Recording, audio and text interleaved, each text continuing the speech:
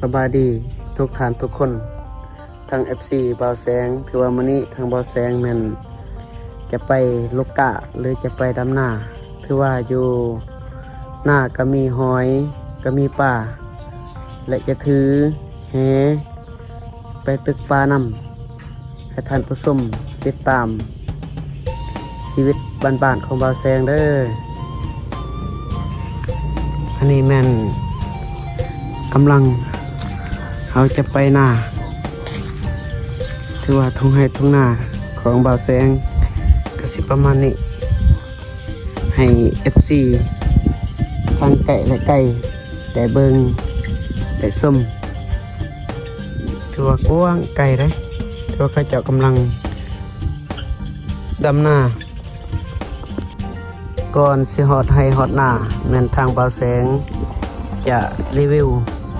คือเบื้องหลังของเฮือนหรือว่าของบ้านก็สิประมาณนี้คือว่าอาชีพหลักๆทางบ่าวแสงทางบ้านบ่าวแสงนี่มันเขาเจ้าปลูกฝังเลี้ยงสัตว์คือว่าเฮ็ดให้ไสนาปลูกข้าวกินเองคือว่าอันนี้แม่นอยู่บ้านอยากให้ทาง FC ผู้ที่เขาเบิ่งผู้ที่ติดตามบ่าวแสงอยากเห็นและอยู่เบื้องหลังเฮือนก็สิมีหลักไฟฟ้าแรงสูงเอาต่อไปทาง FC เฮาติดตามฮอดให้ฮอดหน้าเด้อเอาตอนนี้ถือว่าฮอดข้างทางที่บ่าวแสงได้ย่างมาอยู่กลางทุ่งนาถือว่าหลังจากฝนตกภายในมือหนึ่งสองมือหรือคืนหนึ่งสองคืนถือว่านำให้นำหน้าแต่ละบอนแต่ละที่อยู่บ้านบ่าวแสงถือว่าสมควรหลายสมควรถือว่าทางสหายสานาสัดส่วนก็แม่น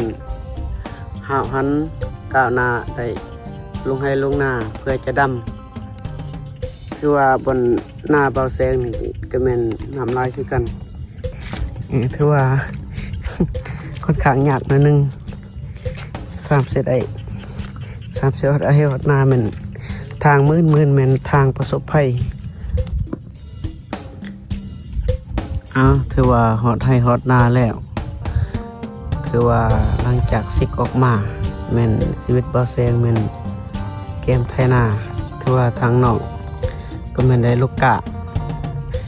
เขาเก่าแต่ดนแต่ไปไกลแต่ว่าถือว่างามก็เลยลกเสียดายนี่เฮเพื่อจะตึกเฮใส่ปลา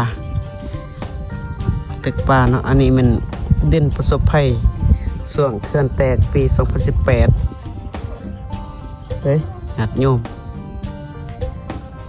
อันนี้เป็นให้หน้าของพ่อแม่ประชาชนของบ่าวแสงถือว่าคันหน้าน้อยๆเลยน้อยๆถือว่าเขาไต่เก็บสีบทบ่ถึง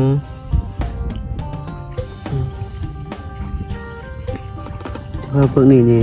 ฝนไก่สิตก